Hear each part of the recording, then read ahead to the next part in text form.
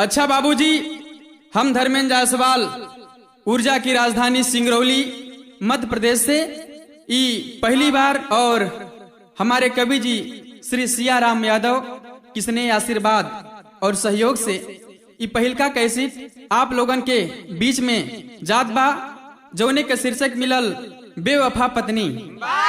और हमें आशा ना पूरा विश्वास बाकी कैसेट के आप लोगन बहुत प्यार दुलार आशीर्वाद दे और जितना हमार विश्वास बा उसे बढ़ चढ़ के आप सब लोगन का स्नेह और आशीर्वाद धर्मेंद्र जायसवाल के मिली। यही से 4 लाइन का भूमिका लगल मास्टर।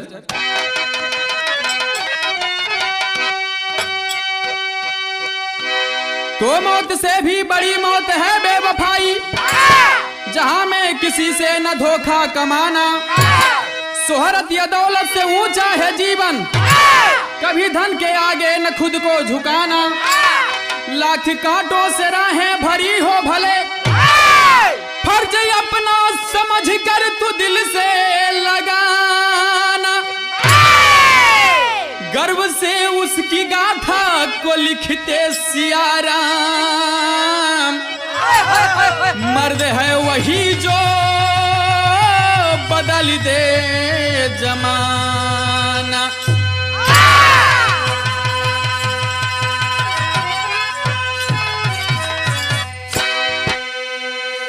गर्व से उसकी गाथा को लिखते सियाराम, मर्द वही है जो जमाने को बदल के दिखा दे। यही से एक बड़ा सुंदर गजल का नमूना लगल। कैसे मास्टर?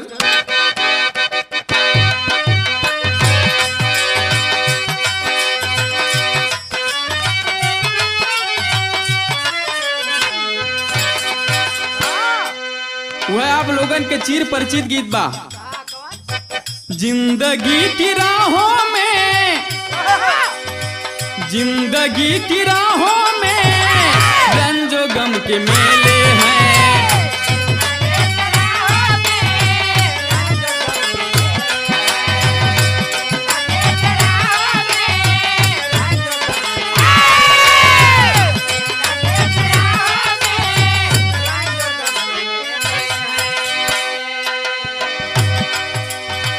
जिंदगी की राहों में रंजो गम के मेले हैं।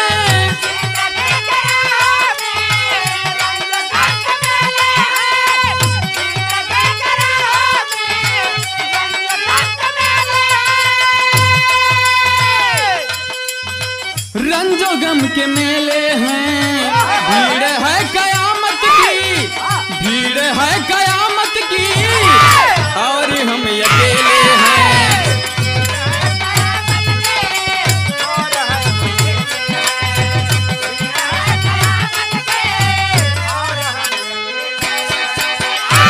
लेकिन कैसी ये दुनिया है, कैसी ये दुनिया है, कैसा ये जमाना है।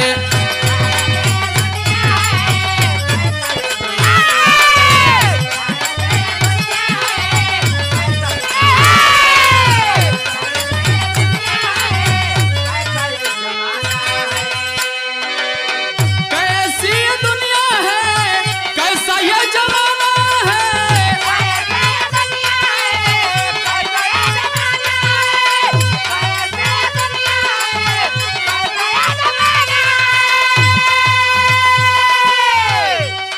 कैसा ये जमाना है, जिस पे भरोसा था, जिस पे भरोसा था, बन गया बेगाना है।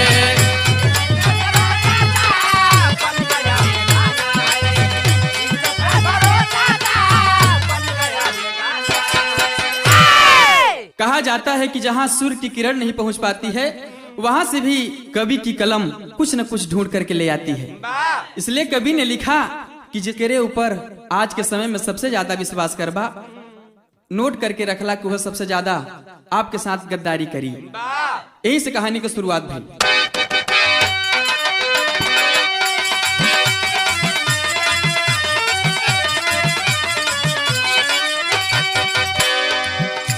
क्रांति नगर है बस्ती एक नागपुर की, क्रांति नगर है बस्ती एक नागपुर की, घटना वहीं की सुनिए एक बेकसूर की।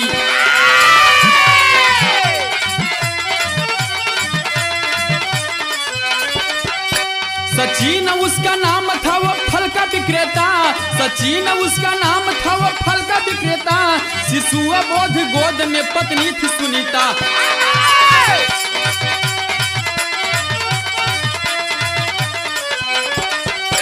धंधा के साथ साथ वो नौकरी तलाश में, धंधा के साथ साथ वो नौकरी तलाश में, रहता था बीए पास जो कि फर्स्ट क्लास में।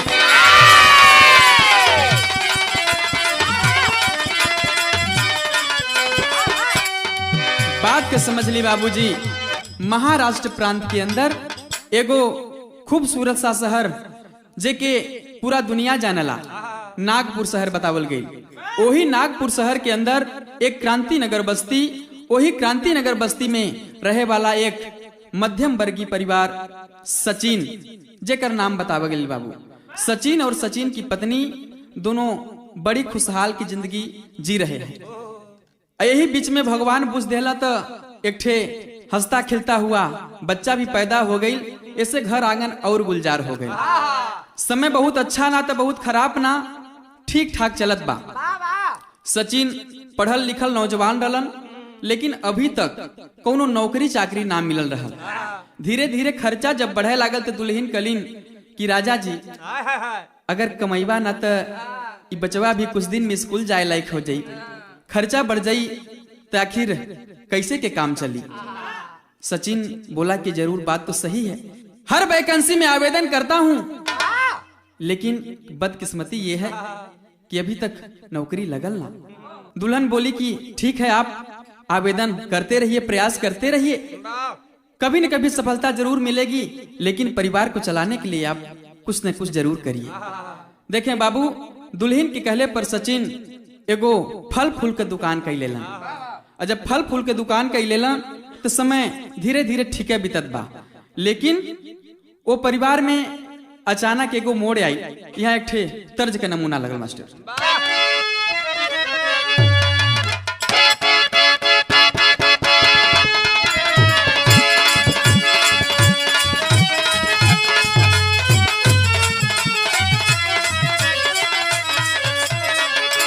वह तर्जबा कि के करा खाती कारब भौजी अब की के पारब सैया यारब गइल ना।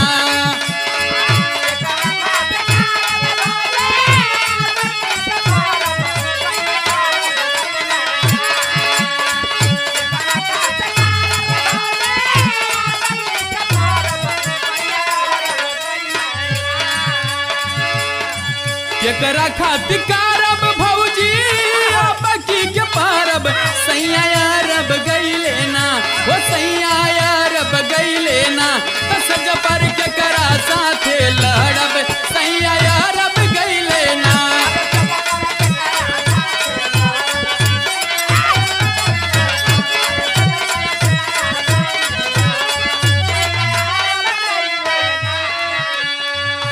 लेकिन बात के समझ ली कि रहली पड़ोसी न उनकरी है मलाता जोशी, उनके घरे अइली ना।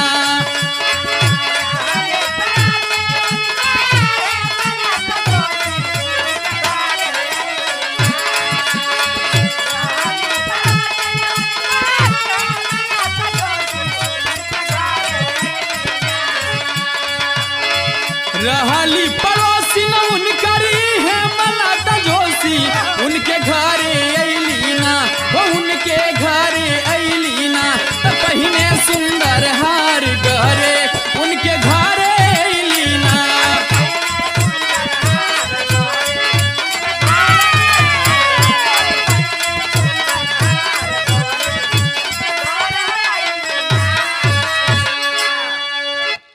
वही सचिन के घर के बगल में एगो हेमलता जोशी नाम का दुल्हन रहतरनी, उनकर पड़ोसिन।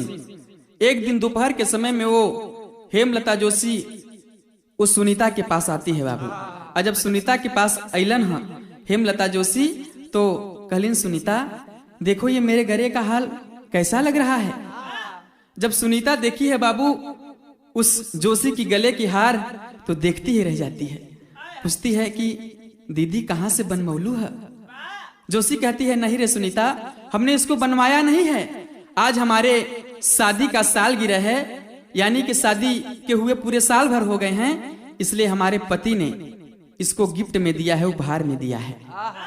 इतनी बात कह के बाबू ओ हेमलता जोशी अपने घर चल गईली। और शाम भइल बा, इधर सचिन जब अइलन है दुकान से तो सुनीता मुंह फुलाए के अपन रंग बनाए के बैठल है और सोच लेली कि आज हम सचिन से कहब कि इतने दिन हो गल हमरे शादी के, एक ठे लड़कियों हो गई और आज तक एको लोहे के अंगूठी तक ना दिला। एकर कैसन पति बा कि सोने के हार साले भर में देत बा।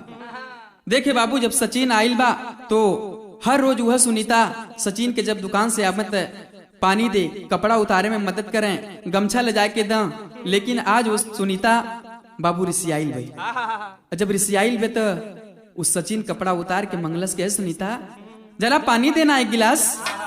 सुनीता ला करके पानी दूर से रख देती है, ला पीला।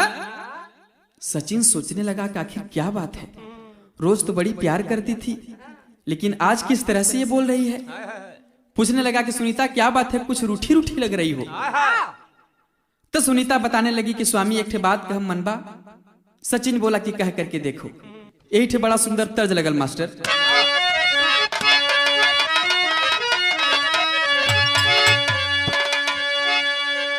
कचौड़ी गली सुन कैला रजऊ, कचौड़ी गली सुन कैला रजऊ, त मिर्जापुर के कैला गुला जार हो। कचौड़ी गली सुन कैला रजऊ।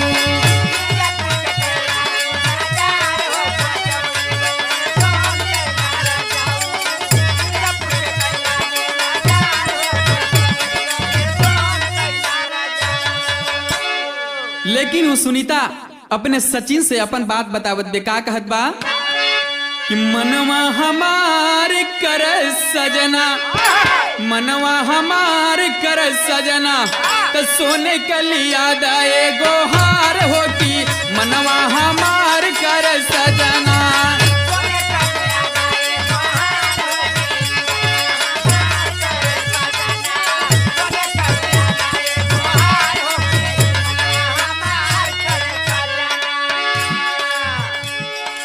जिंदगी में पहली बेरी मानी जा कहानावा।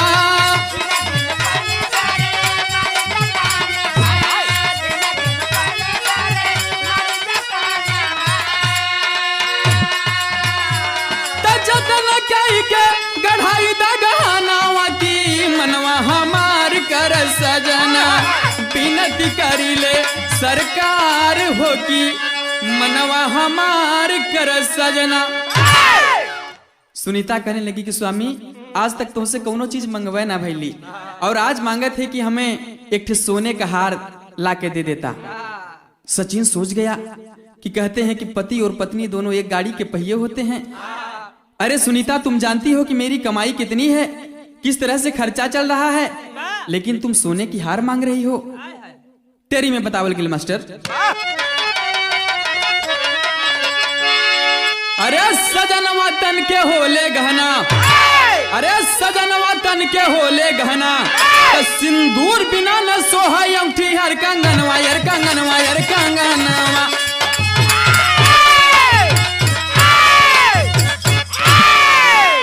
डांट दिया सचिन बेचारा, डांट दिया सचिन बेचारा, मन ही मन में करे विचार, किसी भी रूप में गहना हमको करवाना होगा तैयार।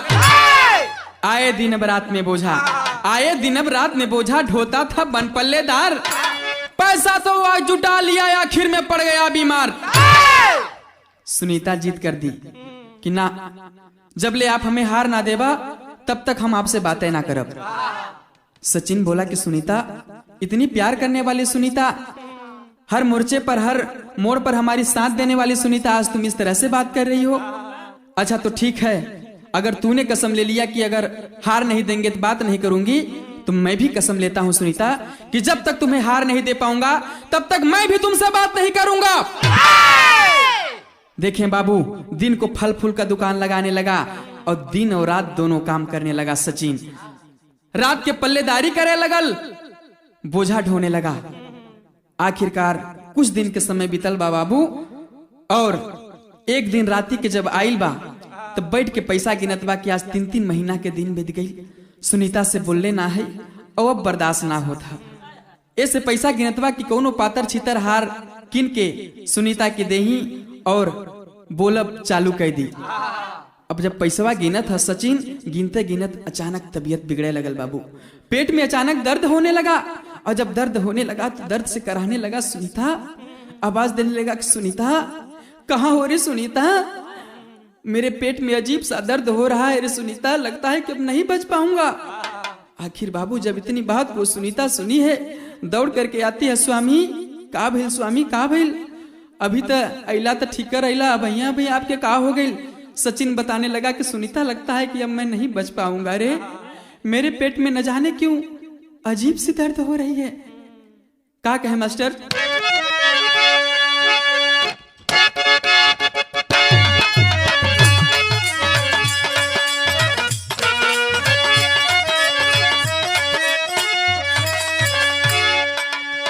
पड़ले बीमार हो बुखार आइल रतिया के,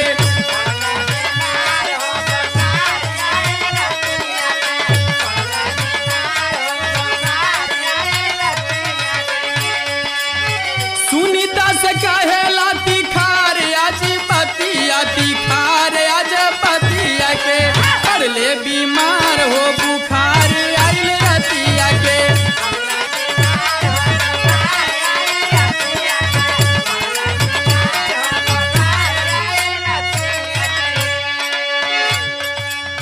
जल्दी लेके चला पूरा होत हमार हाल बा,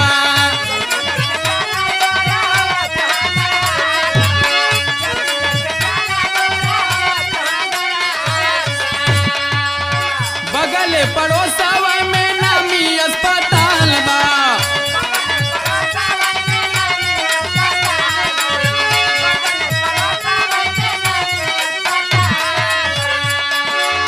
डॉक्टर कहेला ऑपरेशन होई छतिया, ऑपरेशन होई छतिया के, पड़ले बीमार हो बुखार आई छतिया के।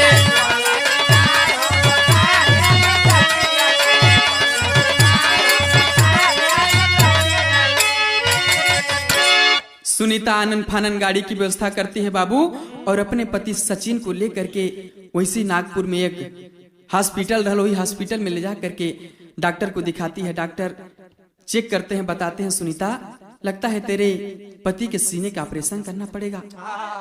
सुनीता चिंतित हो उठी, तब तक सचिन के कान में आवाज गई बा कि उसके सीने की ऑपरेशन होगा। डॉक्टर साहब को बुला करके सचिन कहता है, डॉक्टर साहब इस ऑपरेशन में कुल कितने खर्चे आ जाएंगे? डॉक्टर साहब बोले कि सचिन यही कुछ 30-40 हजार के आसपास। सचिन सोच गया कि लगता है कि मैं अब फिर अपने पत्नी को हार नहीं दे पाऊंगा। पूछा कि डॉक्टर साहब क्या मैं दवा से ठीक नहीं हो सकता? डॉक्टर बोला कि ठीक है सचिन, हम तमाम चेकअप करेंगे और चेक करके दवा से ठीक करने की कोशिश करेंगे। अगर आप ठीक हो गए तो अच्छी बात है, नहीं हुए तो ऑपरेशन तो करना ही पड़ेगा। देखें बाबू, एडमिट सचिन के करा दिहल गल और दवाई धीरे धीरे शुरू हो गई। और जब धीरे धीरे शुरू हो गई तो 8 दिन बीतल बा और धीरे धीरे हालत में सुधार होवे लगल। तो कहना बा 8 दिन बाद छुट्टी लेके अइले घरवा हो।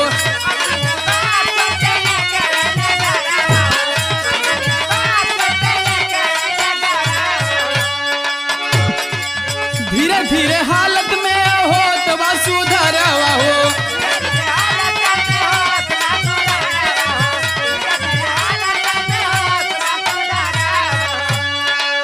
देखे अइले साथी एक दिलीप तबरतिया, दिलीप तबरतिया के पड़ले बीमार हो बुखार आइल रतिया के।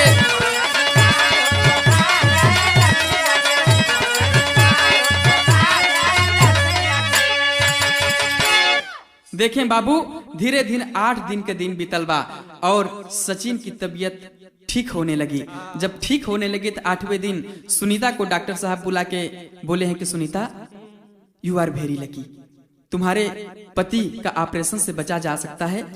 अब तुम्हारे पति खतरे से बाहर हैं, ऑपरेशन की कोई जरूरत नहीं है, अब ठीक हो जाएंगे। आप इनको लेकर के घर चली जाओ और इनको बेड रेस्ट करने की जरूरत है, ले जाओ बेड रेस्ट कराओ, दवा कराओ, अब तुम्हारे पति ठीक हो जाएंगे। लेकिन ध्यान रहे कि कोई इनसे काम नहीं करवाना, कोई भारी वजन इनसे नहीं उठवाना। सुनीता बाबू अपने पति सचिन को लेकर के घर में आती है। कुछ दिन बीतल बा, सचिन बेड रेस्ट कर रहा है और वही सचिन के वही गांव के एगो दोस्त रहलन दिलीप, जो आजकल नासिक शहर में रहत रहलन। और जब नासिक शहर से अलन तो खबर पैलन कि हमार दोस्त सचिन बीमार हैं, तो देखे चले अलन। और जब देखे चले अलन, तीनों लोग सचिन की पत्नी और सचिन के दोस्त दिलीप, तीनों लोग एक जगह बैठल हैं। बाबू हाल चाल हो रहल बा। सचिन वो अपने दोस्त दिलीप से पूछता है कि दिलीप नासिक शहर में रहते हो, क्या करते हो? दिलीप बताने लगा कि दोस्त नासिक शहर में रहता हूँ, मेरा होलसेल गारमेंट का दुकान है, 100 सिलाई मशीन है, 100 वर्कर है मेरे पास, अच्छी कमाई हो जाया करती है, अगर कभी जरूरत लगे तो याद किया कर लेना। सचिन बोलस कि ए बेरी तक काम निकल गई, अगर फिर कबो जरूरत लगी तो जरूर याद करब। देखें बाबू हाल चाल भइल, चाय नाश्ता भइल और कुछ समय के बाद वो दिलीप कहलन कि सचिन मुझे आज ही नासिक निकलना है, इसलिए मैं अब चलना चाहता हूँ।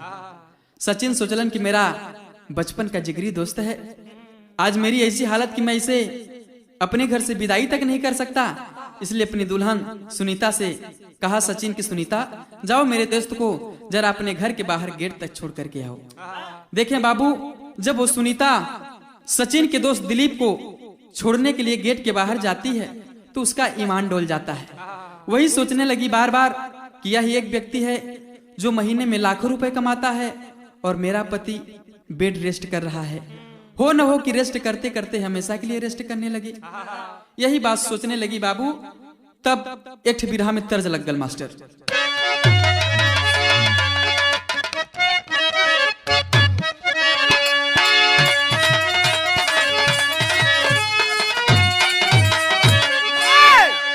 बदनाम बहु का जरबा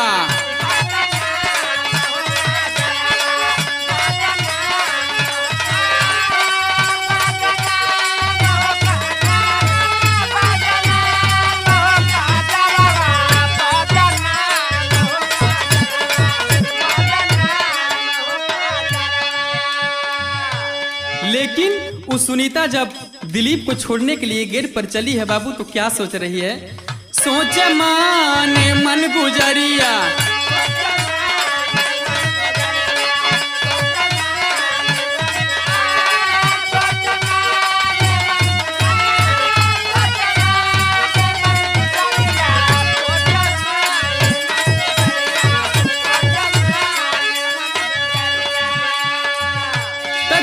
सजनवा के कवन ठिकानवा कैसे के चली घर बार,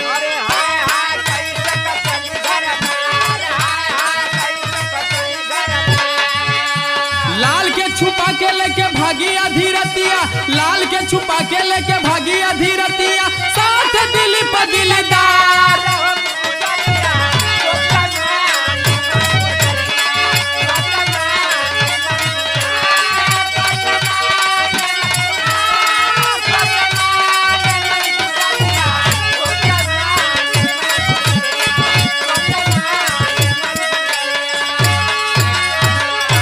जब सुनीता दिलीप को लेकर के छोड़ने चली है बाबू तो उसका ईमान डोल जाता है।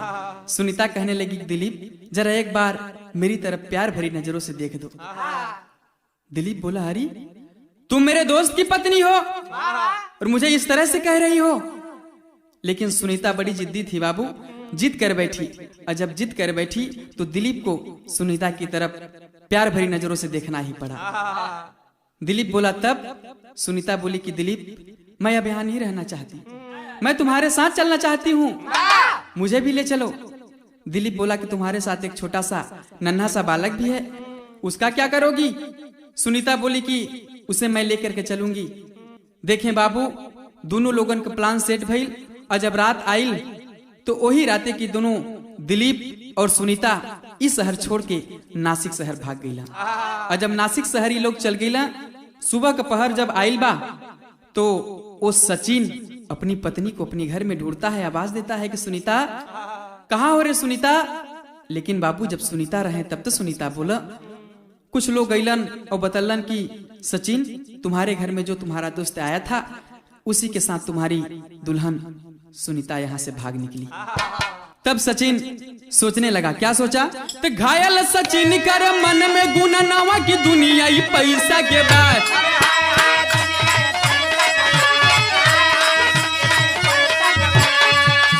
पैसा के माई हो पहाड़ चढ़ी जाए, पैसा के माई हो पहाड़ चढ़ी जाए, मेहनत से बने थानेदार।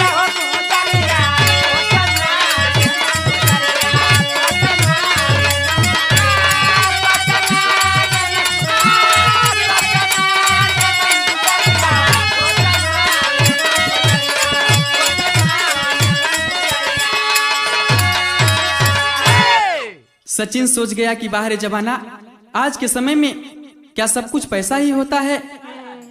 देखें बाबू, इंग्लिश में एक कहावत बा, नाइदर फादर नार brother is biggest but Mani is biggest. बाप बड़ा न भैया, सबसे बड़ा रुपया। सोच गया सचिन की बाहर, पत्नी तूने मेरे साथ 7 फेरे लिए, जिंदगी भर साथ निभाने की वादा किया और तुम मुझे सिर्फ पैसे के लिए छोड़ करके चली गई, मुझे इस हालत में छोड़ करके चली गई।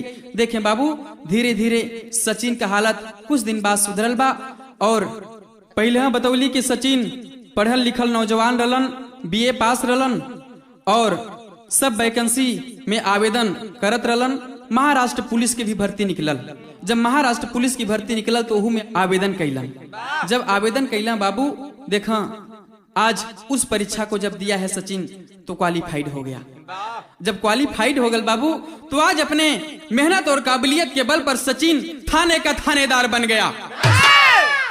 लेकिन उधर सुनीता का हाल सुने बाबू।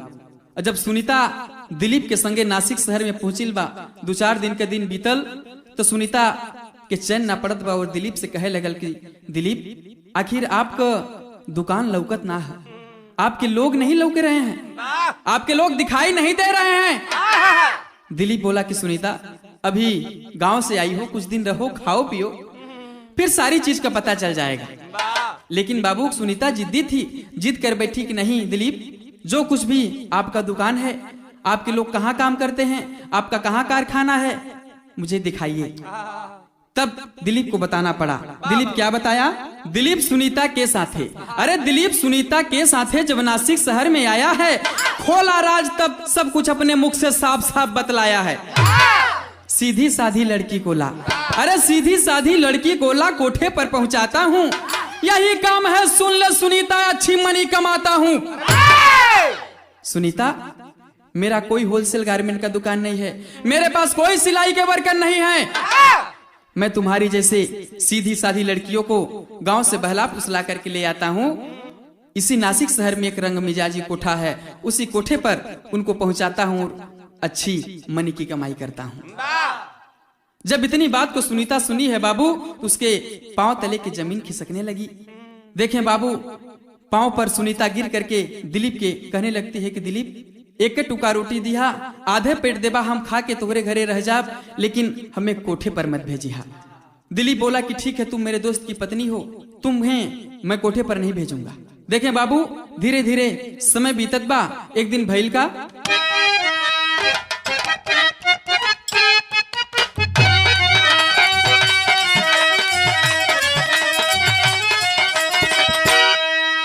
धुनबा कि बोल ही के बातें बोला माधु री बचानी आयर, माधु री बचानी आओ,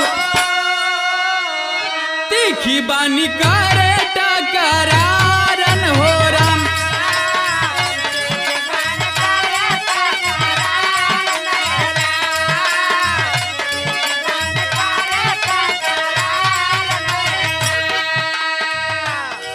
एक एक दिन में बीतल 7 सालिया, बीतल 7 सालिया, हो गईली सुनीता अब लाचारन हो राम।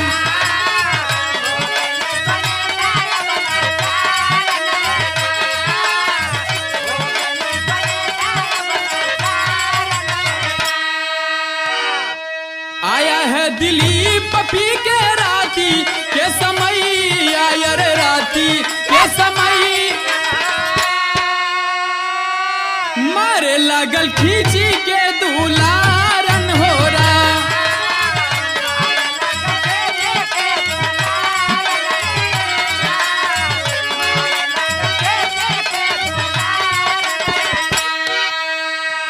कहेला सुनीता स्वामी छोड़ी दलाला नवायर छोड़ी दलाला नवायर कई दे गलती का तोहारन हो रहा।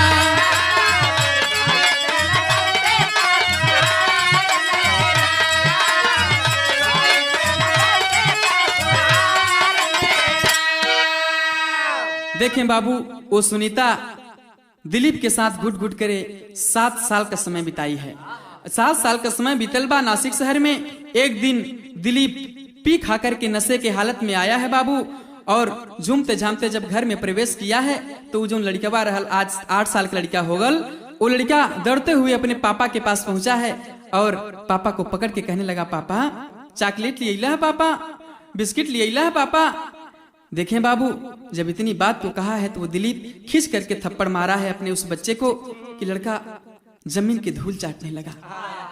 सुनीता देखती है और दौड़ करके अपने बच्चे को उठाती है और कहती है, स्वामी आखिर इस बचवा का गलती कई देलस, काहे के मारत हुआ? दिलीप बोला कि सुनीता, मेरे रास्ते का ये रोड़ा है, इसको हम लोगों को मार देना चाहिए, ये एक दिन हमारे रास्ते का रोड़ा बनकर हमें परेशान करेगा। सुनीता आखिर बाबू माँ थी, उसे नहीं मारना चाहती थी, दिलीप मारना चाहता था। तब सुनीता उसी के हाथ से उसका बोतल छीनती है और उसके माथे पर दे मारती है, और जब माथे पर दे मरलस वह दिलीप बेहोश होकर के जमीन पर गिर पड़ा। सुनीता छूती है, हिलाती डुलाती है, लेकिन जब सुनीता को लगा कि अब इस दुनिया में नहीं रहा है, तब सोच गई कि यहाँ रहना भी बेकार है। अपने उस बच्चे का हाथ पकड़ करके देखे बाबू रेलवे स्टेशन नासिक की ओर भागती है सुनीता। सोच रही है कि कोई गाड़ी मिलेगी, किधर भी जा रही होगी, उस गाड़ी में बैठूंगी और यहाँ से चली जाऊंगी। नासिक रेलवे स्टेशन पर पहुंची है, एक गाड़ी लगी है। जो ही गाड़ी के अंदर प्रवेश करना चाहती है, तब तक बाबू इधर खबर हो गई कि सुनीता अपने पति दिलीप को मार करके भाग रही है। पुलिस उसके पीछे पहुंचे हैं, और जब उसके पीछे पहुंचे हैं तो सुनीता की हाथ पकड़ के खींच दिए, बोलते हैं, सुनीता तूने जिसको मारा वो कौन था, और मार करके क्यों भाग रही हो, कहां जा रही हो? तब सुनीता बाबू नादान बनने लगी, बोली, साहब मैं भला किसी को क्यों मारूंगी, मैं तो इस शहर में किसी को नहीं जानती हूँ। पुलिस वाले जब अपना रुतबा दिखाए हैं बाबू, तो सारी सच्चाई को सुनीता बताने लगी। क्या बताई मास्टर?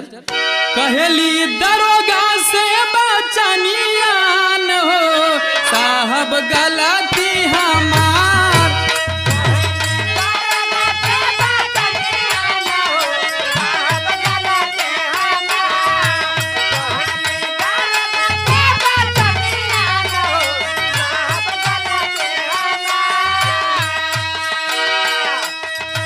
माफी लायक नहीं भगिनियान हो, साहब गलती हमार।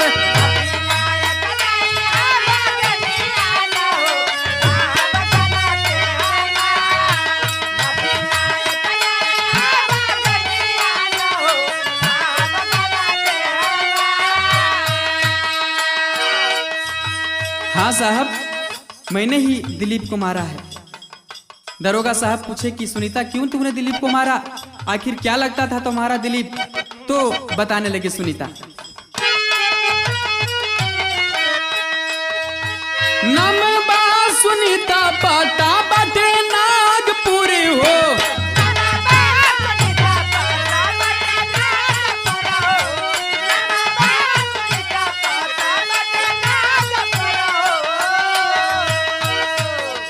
बियाहता के छोड़ी हम भैली बेनूर हो।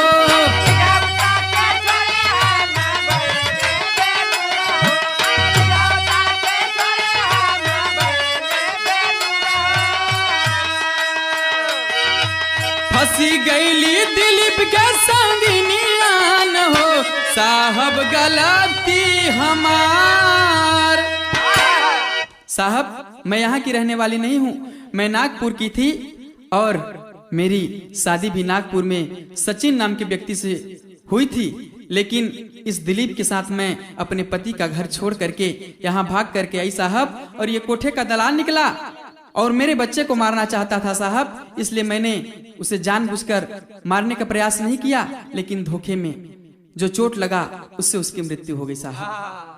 दरोगा साहब उसकी बात को सुने बाबू और ले जा करके हवालात में बंद कर दिए। धीरे धीरे उस समय भी आई जब फैसला का समय आ गई। सुनीता कटघरे में खड़ी है, जज साहब फैसला सुनाने जा रहे हैं, तमाम दलीलें पेश की गई और जब सब दलीलें पेश हो गई तो जज साहब ने सुनीता से कहा कि सुनीता तुम भी अपनी सफाई में कुछ कहना चाहती हो। सुनीता कही कि साहब अब मेरे पास कहने के लिए क्या बचा है, मैं कुछ भी नहीं कहना चाहती साहब, अब अपना फैसला सुनाइए। तो जज साहब ने फैसला सुनाया। क्या सुनाया? मारी हो तुम गुनहगार को, अरे मारी हो तुम गुनहगार को, फिर भी दोस्त तुम्हारा है, उम्र कैद की सजा तुम्हारी, सुन ले न्याय हमारा है। सुनीता तूने जिसको मारा वो कानून का गुनहगार था, लेकिन सजा देने के लिए तुम नहीं हो, सजा उसे कानून देता, इसलिए सुनीता तुम्हें सजाए 302 दफा के तहत उम्र कैद की सजा सुनाई जाती है। देखिए बाबू उस महफिल में सभी लोग देख रहे हैं कि सुनीता कुछ नहीं बोल पा रही है। तब तक पुलिस वाले आते हैं और सुनीता को कटघरे से लेकर के जेल की ओर जब चलते हैं तो जब वहां से सुनीता निकलने लगी तो वो लड़का जवन सुनीता का लड़का रहल, आज 8 साल को लड़का बा, मम्मी के रास्ता रोक के एगो बात कहलस मास्टर।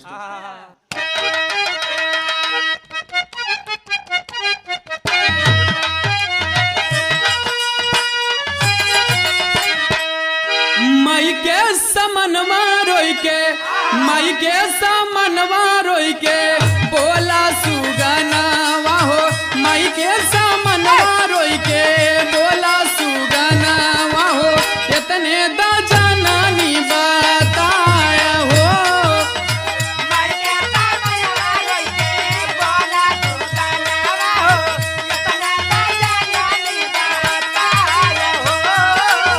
माई के समनवा रोई के, बोला सुगनावा हो, इतने दा जाननी बताया हो। बाबू पहिले का के दुनिया उजरलू हो,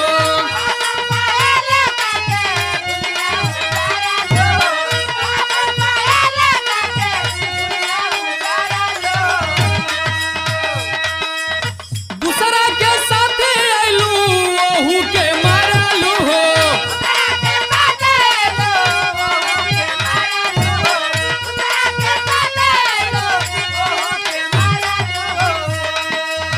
पबलू कमाई ऐसन कई के करमावा हो, पबलू कमाई ऐसन कई के करमावा हो, वो बेया बोध बिल खाया हो।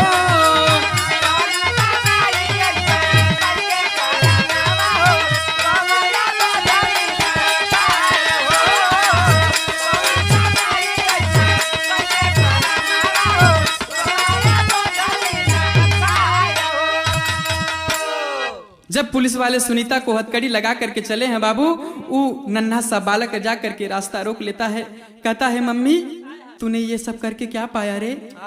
मैं तो अभी तक जानता था कि मेरे यही पिताजी हैं, लेकिन मुझे आज पता चला कि तू मेरे पहले पापा को छोड़ करके आई और जिसके पास आई उसे भी तू मार दी।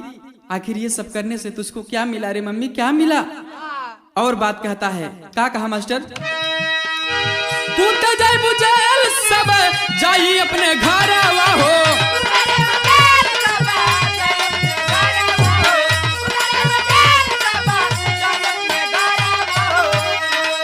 कोई बतावा जाई के करे पंजरवा हो,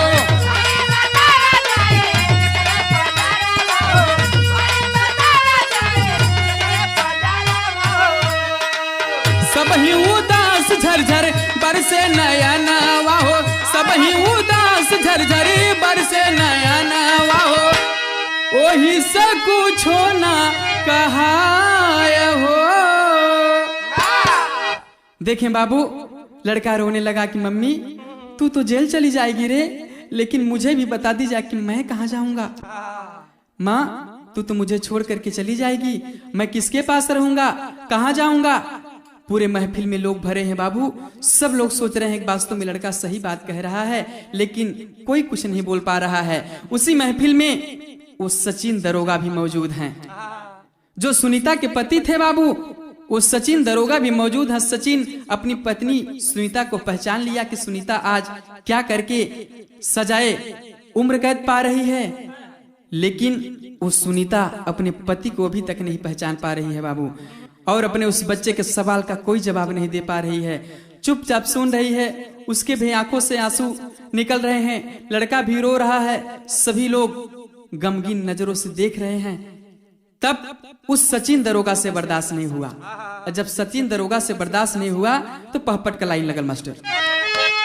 तब सुन के अवधि बालक के रुदनवा ममता जागल बा, सचिन दरोगा बोल पड़े समनवा ममता जागल बा।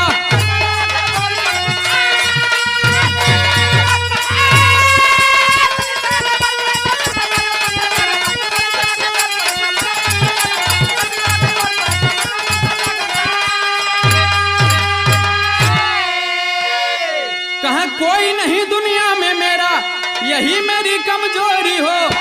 दत्तक पुत्र ही हमके देदा, कहेला हथवा जोड़ी हो। तब पढ़ा लिखा के करबे खूब जतनवा ममता जागल बा, अलिया के अइला अपने भवनवा ममता जागल बा। देखें बाबू, ओ सचिन दरोगा जज साहब से फरियाद करता है कि दरोगा साहब, क्या मैं इस बच्चे को गोद ले सकता हूँ?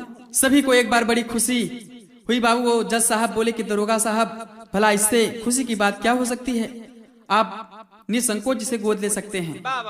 देखें बाबू, आज अपने ही बच्चे को सचिन गोद लेकर के अपने घर में लेकर के आया है, और स्कूल में वो बच्चा के एडमिशन करौलन। धीरे धीरे 10 साल का समय बीतल बा, और वो लड़का भी पढ़े में इतना स्टैंडर्ड कि मानो जैसे कंप्यूटर के दिमाग हो। और जब धीरे धीरे समय बीतल तो ही आल्हा का भाव लगल मास्टर।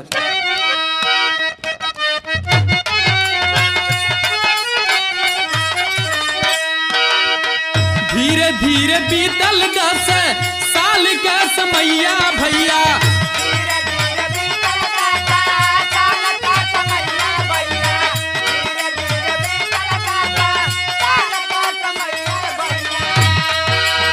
लड़का 10 पास हो जाला फर्स्ट क्लास।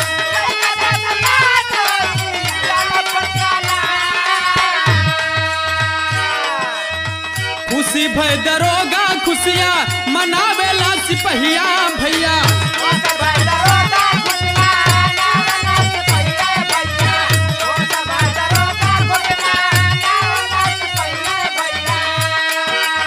लेकिन वो ललाना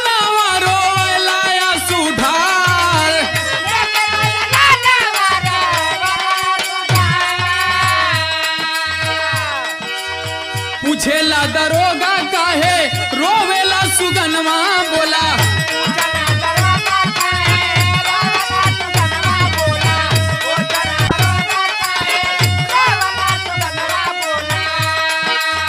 काहेला बेटा पापा दे दाऊ उपहार,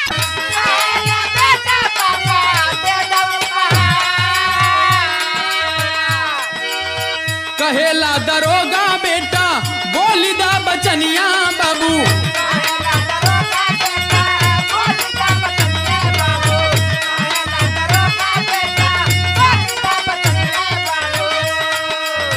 तोहरा खातिर देवे बदे जान भी तैयार।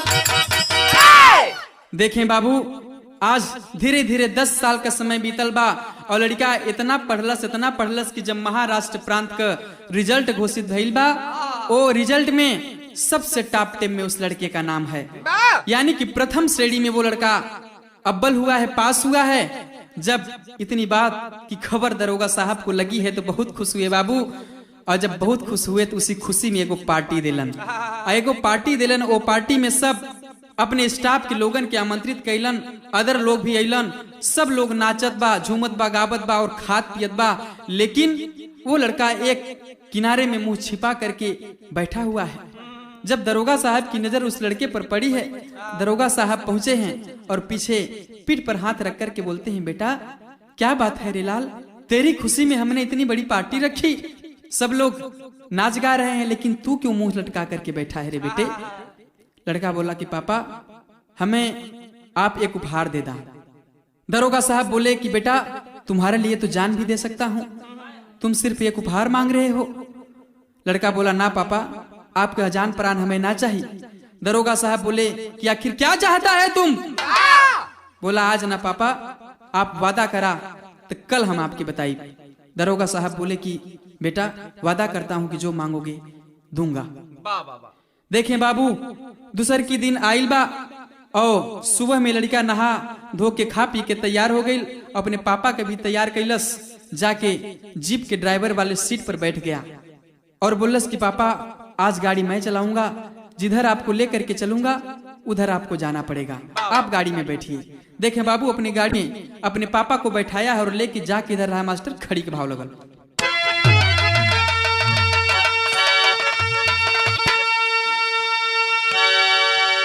तो जीप में बैठे दरोगा जी, जीप में बैठे दरोगा जी साथे दे घड़ी, लड़का चलावे मोटरिया जाला जेल की ओरी।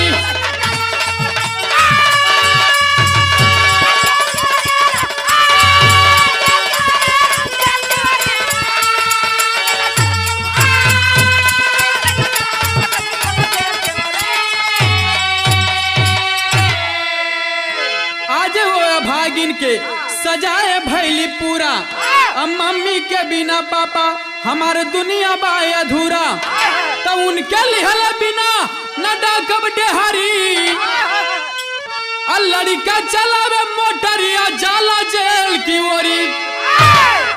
देखें बाबू, गाड़ी को चलाते हुए लेकर के जाने लगा। दरोगा साहब पूछ रहे हैं कि बेटा कहाँ जा रहे हो। बोला पापा आप नहीं जानते कि आज मेरी मम्मी रिहा होने वाली है। आपने पेपर तो पढ़ा, खुशी में आप भूल गए अगले पन्ने को पलटने के लिए। उस पन्ने में लिखा है कि दिलीप की हत्यारन सुनीता आज रिहा होने वाली है। पापा आप नहीं जानते कि मैं 10 साल किस कदर बिना मम्मी के गुजारा हूँ, और आज मेरी मम्मी रिहा हो गई है, इसलिए मुझे बर्दाश्त नहीं होता पापा, अगर आज मम्मी को आप लेके नहीं आएंगे तो मैं आपके घर के अंदर कदम तक नहीं रखूंगा। दरोगा साहब बोले कि अगर ये बात है बेटा तो जल्दी से चलो। देखें बाबू, जब जेल के पास पहुंचे हैं तो सुनीता वास्तव में रिहा होकर के बाहर बैठी हुई है। और जब बैठी सुनीता को सचिन और सचिन का लड़का देखे हैं बाबू, तो उतर करके गाड़ी पर से वो लड़का जाकर अपनी मम्मी से लिपट जाता है और रोने लगता है कि मम्मी तू नहीं जानती कि मैं तेरे बिना कैसे 10 साल का समय गुजारा हूं रे माँ। और रो रो करके कुछ बात कहता है। का कहा मास्टर, पहले पापा के साथे धोखवा कमैलू और दूसरा के मार के जेहलिया में गईलू, इनका साथ करी न कौनो गद्दारी, लड़का चलावे मोटरिया जाला जेल की ओरी।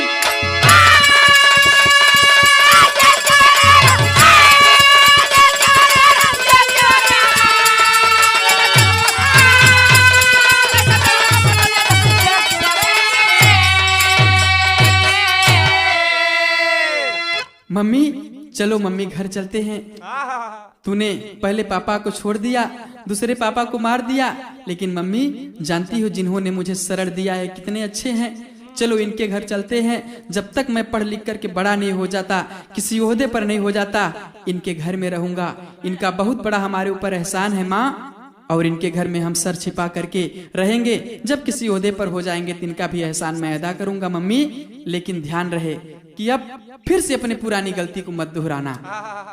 सारी बात को सचिन दरोगा खड़े खड़े सुन रहे हैं और मन ही मन सोच रहे हैं कि बाहर सुनीता तू मेरी पत्नी है और तू अभी भी मुझे नहीं पहचान पा रही है, मैं तेरे इतने करीब हूँ। देखे बाबू, सचिन से बर्दाश्त ना भइल, और जब बर्दाश्त ना भइल तो सचिन अपनी सच्चाई को फूट पड़ा और हर सिद्धो दरोगा सारा भेदवा बताए, तो असली पापा हम ही बोटा तब समझाए।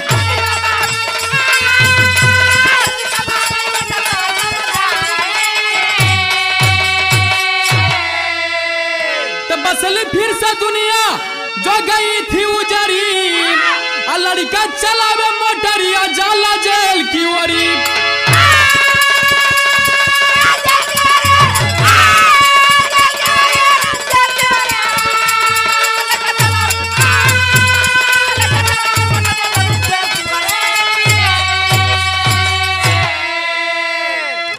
अपनी दरोगा साहब अपनी वर्दी को उतार करके फेंक दिए बाबू, और सुनीता से जाकर के लिपट जाते हैं, अपने बच्चे को गोद में उठा लेते हैं। कह रहे बेटा, जिसको तू कह रहा है ना कि मेरे तीसरे पापा हैं, ये तेरे तीसरे पापा नहीं रे बेटा, तेरा असली बाप मैं ही हूँ।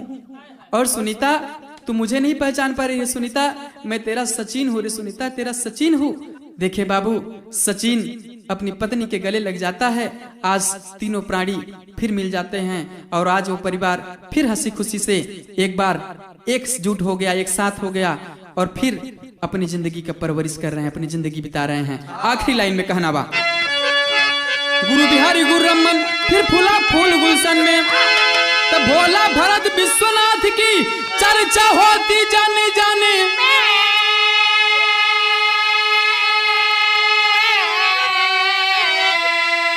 सजनवा तन के होले गहना, तो धर्मेंद्र सिया